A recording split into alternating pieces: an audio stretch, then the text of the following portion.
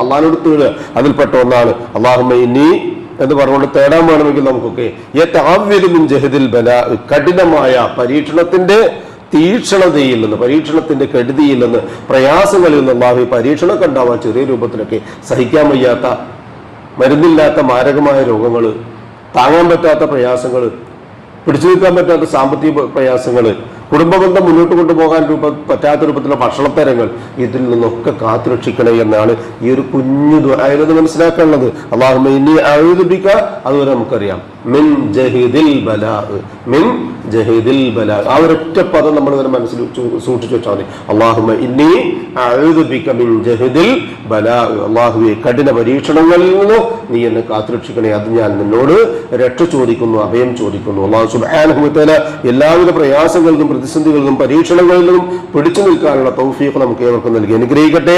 സഹിക്കാൻ വയ്യാത്ത